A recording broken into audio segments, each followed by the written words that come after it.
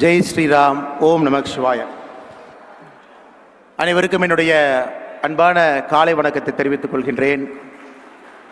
I take this opportunity to seek the blessings of our elders, Param Pujya Swamijis who are sitting here and guiding us, and also the wonderful delegates who are part of this very unique Temple Connect program.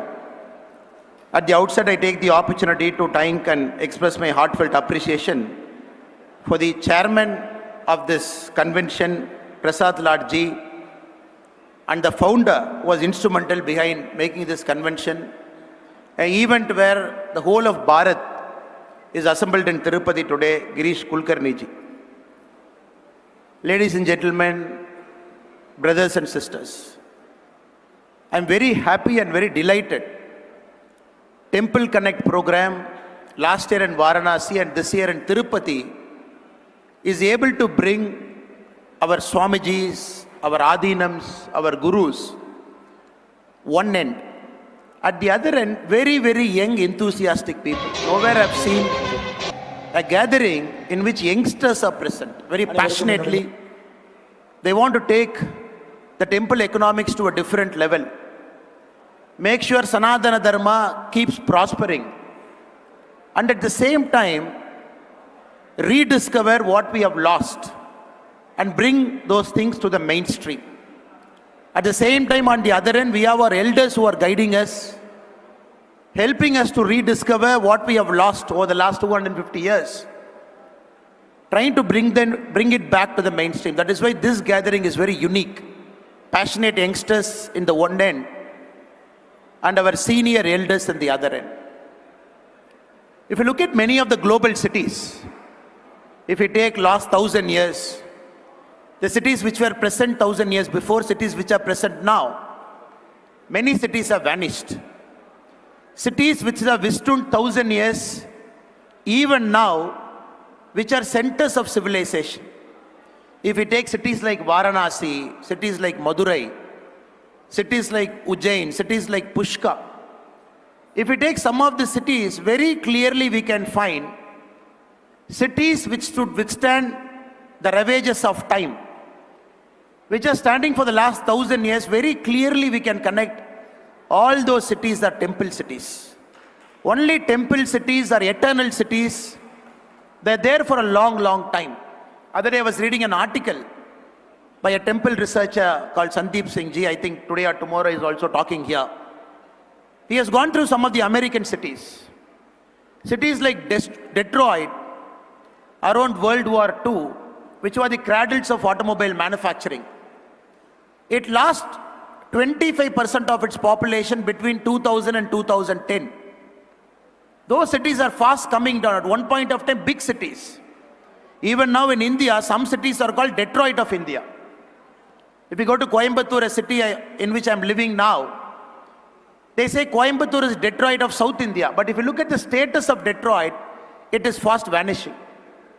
Cities like Atlantic City, which is known for its gambling and which is known for its entertainment industry, it is one of the top 10 dying cities in US. It is the 9th out of 10 dying city. So cities which made a name in some sector, some industry, it is all fast going down. But cities which are eternal are our cities in which a temple is a fulcrum of that city. Very clearly from history we can understand. That is why this convention is very important, because we are trying to find a common denominator that is connecting all the temple cities. We are using the word called temple economics. We have heard a lot of economic theory. What is the temple economics? How can temple be the fulcrum of generating economic activity around that area, and more importantly, drive Bharat's growth? We are standing in this very, very holy Tirupati. We are all sitting at the feet of Lord Venkateshwara. This is not a very ordinary temple, not a very ordinary city. This temple is alone worth, if Tirupati Devasthanam is listing in the Indian stock market, its valuation will be 2.5 lakh crore. That will be the valuation of the Tirupati temple. And people have calculated the valuation by using smart metrics.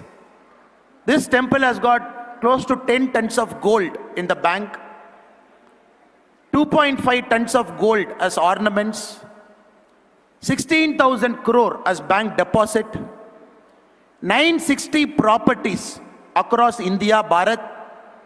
If somebody is doing a smart valuation, it comes to close to 2.5 lakh crore as market cap.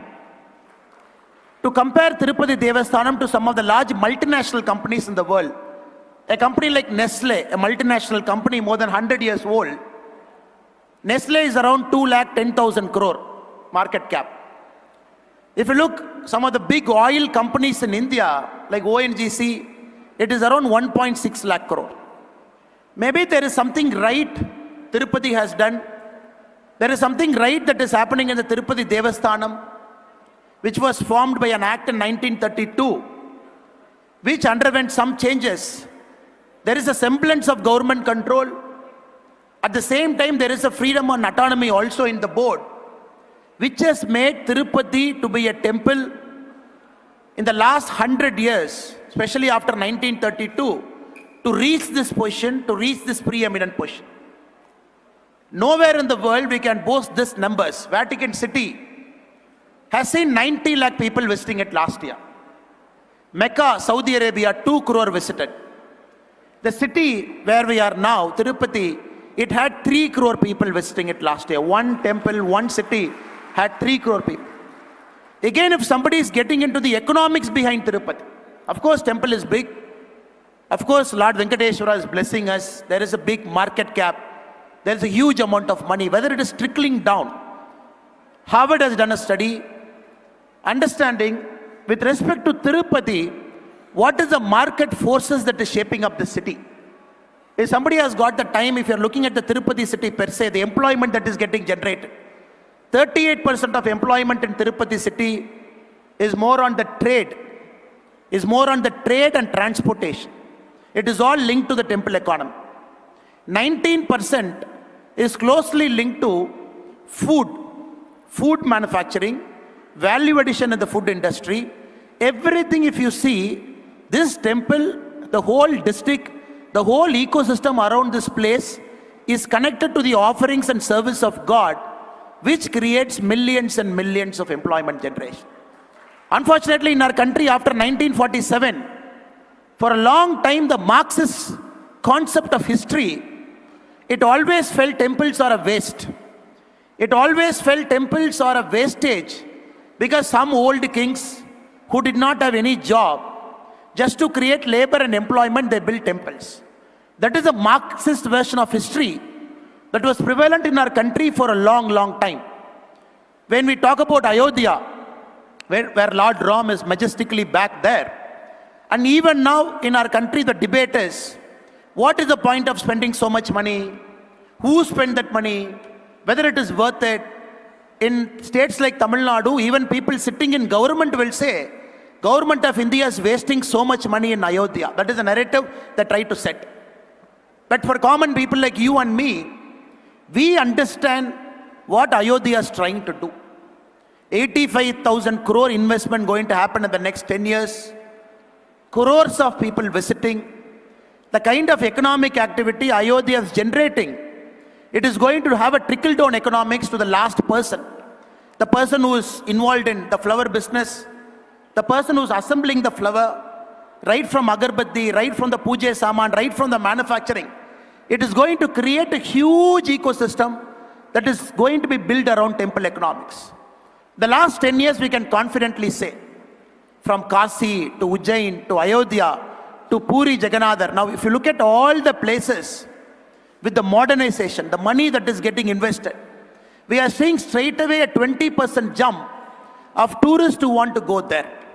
That is very, very important in our country. We are seeing this rebirth of temple economics. We are seeing this rebirth of common people going to a center of worship, which was standing there for 1,000 years.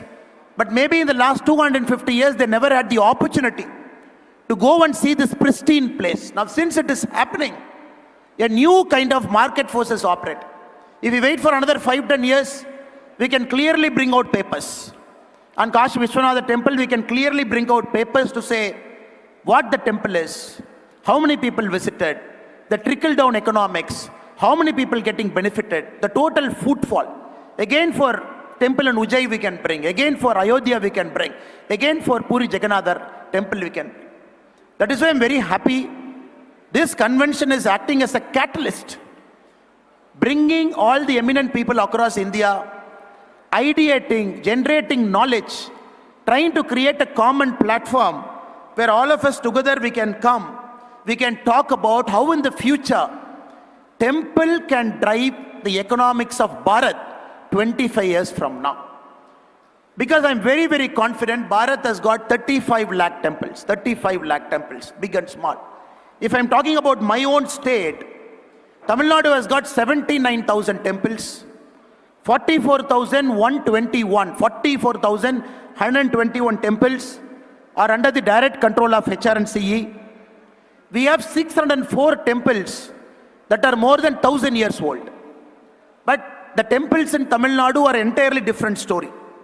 If anybody is having an interest, if they try to understand what is happening in Tamil Nadu, what is happening in temples in Tamil Nadu, HRNCA, it is all in shambles.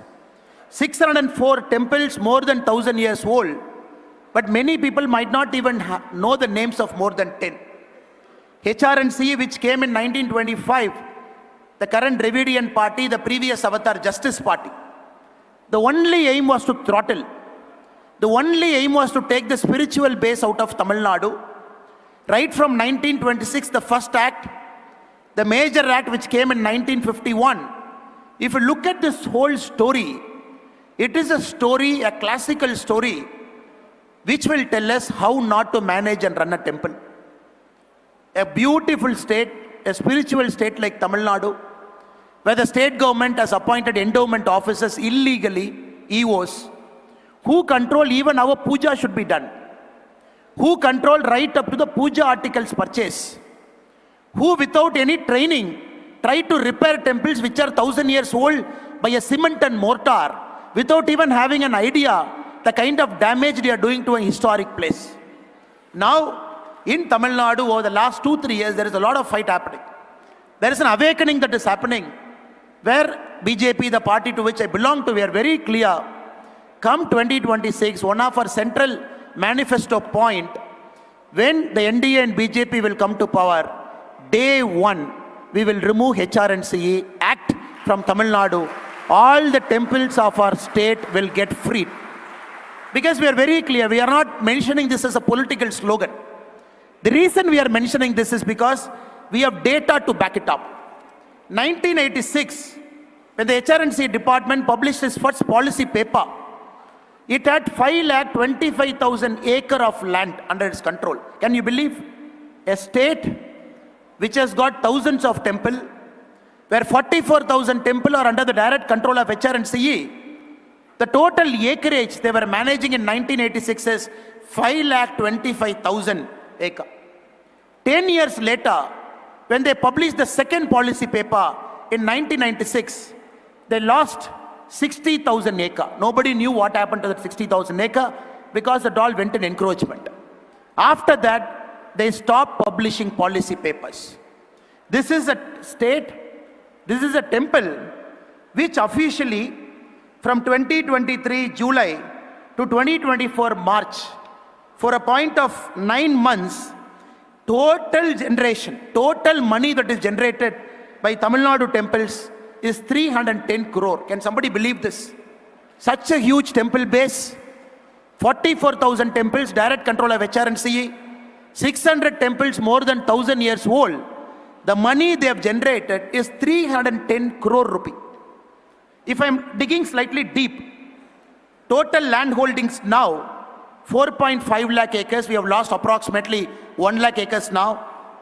Square feet of site managed by temples, 29 crore 14 lakh. Building square feet, 2 lakh 45,000 crore. This is an asset that Tamil Nadu HRNC manages across all parts of Tamil Nadu. 4.5 lakh acre, 29 crore square feet of site, 2 crore square feet of buildings.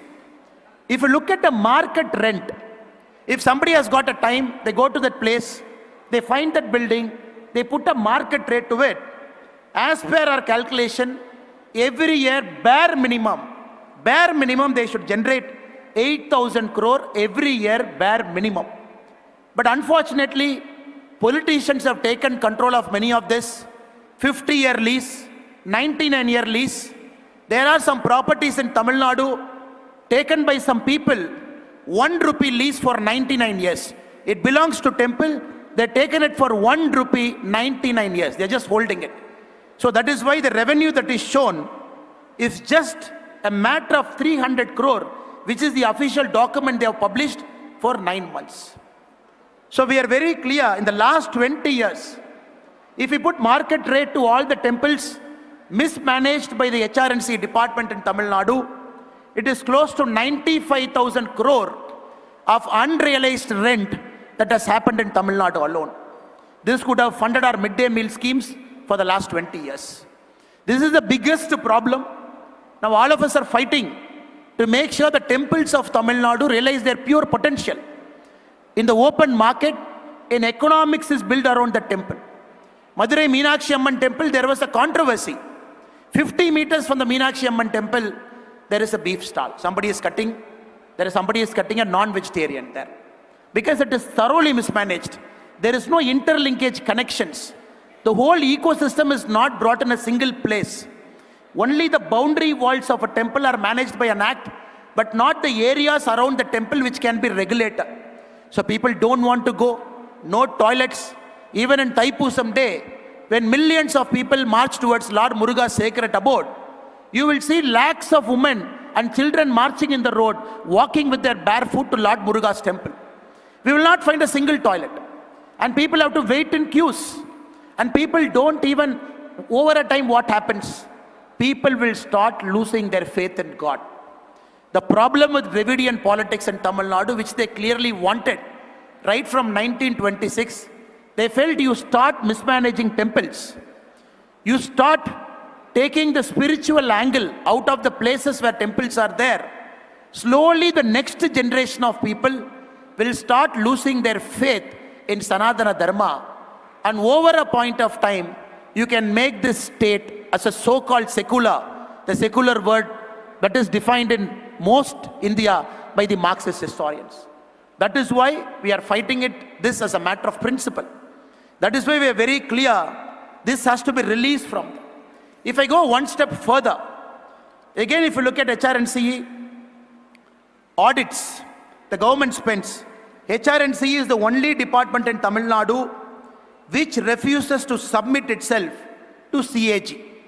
Even after the Madras High Court said the HRNC has to submit itself to the CAG so that we can audit it, a paper can come out, common people like you and me can know what exactly wrong in the temple. As of now, March 2023, there are 1,87,000 audit objections pending from 1986. Audit objections are pending. How they purchased it, where they purchased it, what is the commission, nobody knows. That is why we keep telling the endowment officers are sitting inside Tamil Nadu temples only as commission agents to loot the temple's money, to suck the temple out of the hard-earned pilgrims' revenue. Now if I am going one step further, who gave permission to appoint the endowment officers? Because many a time, many of our Adinams have gone to Supreme Court. In 1951, the Dharmapuram Adinam, Srila Sri Subramaniya Desikya Jnana Sambandha Pandara Sannadi Ayya, he went to Supreme Court stating, it is an Adinam temple. Tamil Nadu government doesn't have any right to appoint an EO. So based on this, in 1965 judgment, Supreme Court has cancelled government control over 45 temples. It said you cannot have an EO. These temples are something like Madurai Meenakshi Amman temple, Srirangam Ranganatha Swami temple, Tiruvannamalai Arunachala Swami temple, Tiruchendur Subramaniya Swami temple. Again, the Tamil Nadu government committed a fraud. In 1965, the same year after the Supreme Court judgment came, they added section 75A, B and C in the act to say, okay, the Supreme Court has given a judgment, we can't immediately come out, we will hold it for 1 more year, after 1 year the government will come. At the same time, the law says, if there is any fight that is happening in the temple, If anybody can come and give a complaint to HRNC department, HRNC department has got the right to appoint an EO for 5 years.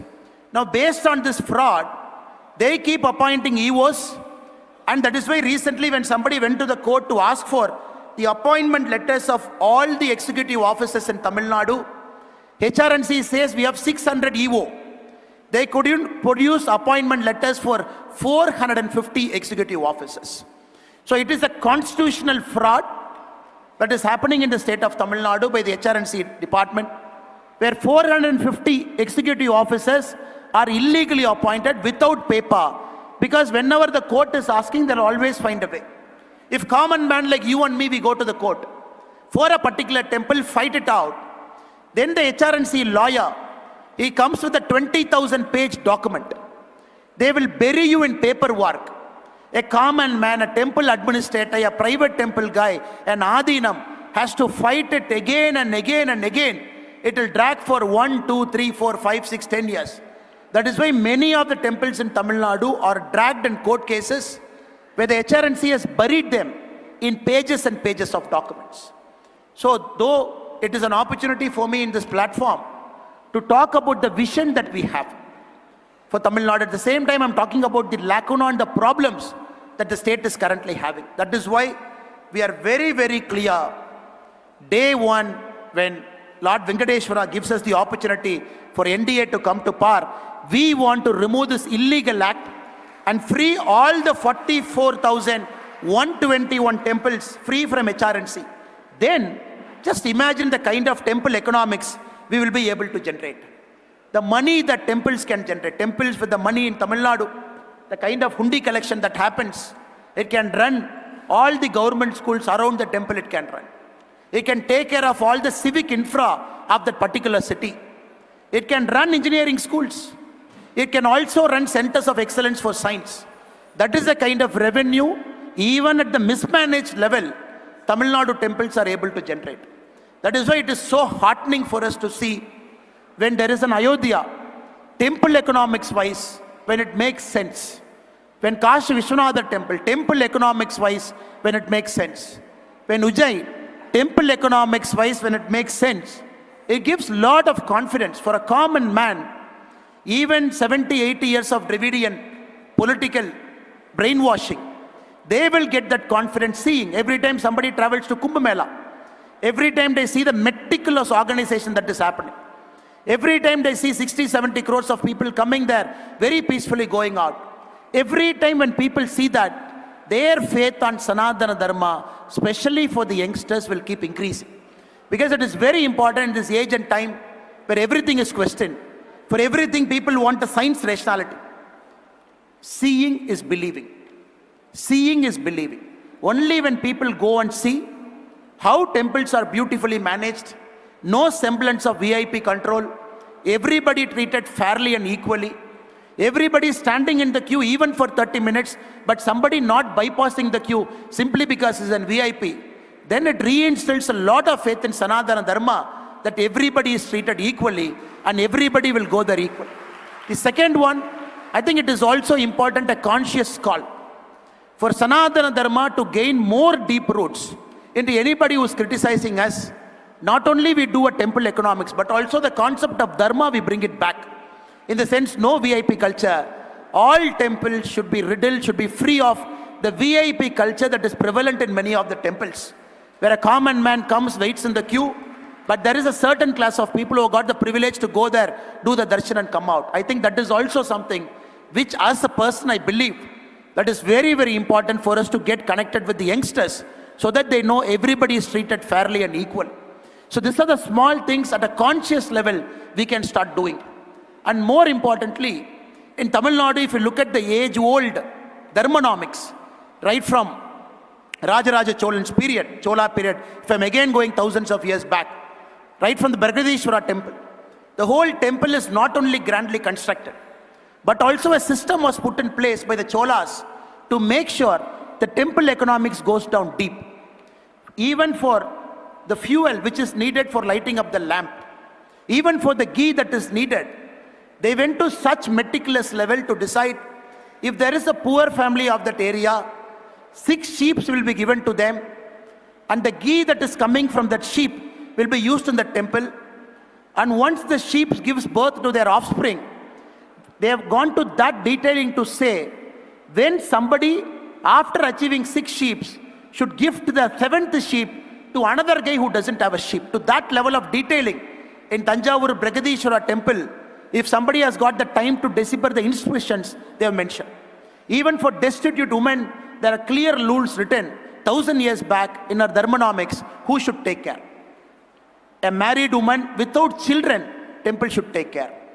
A person who's differently able, temple should take care. To that level of detailing, temples were acting as a centers of dharma, a bridge between the privileged and not so privileged. That point of time, we didn't have a law. It is all inscribed in stone, so that none of us can deviate from what is there. I'm very, very sure coming years, with the blessings of elders, Sanatana Dharma and Dharmonomics model from Bharat, maybe in 25 years, 50 years from now, it should go across the world as a model for equality, as a model for fraternity, as a model where people can come together, as a model temple will be the arbiter between the haves and the have-nots. So there is no underestimate in any parts of the world. I think that is a larger vision. To reach there, it is very important. The temple cities and temples, they become centers of excellence.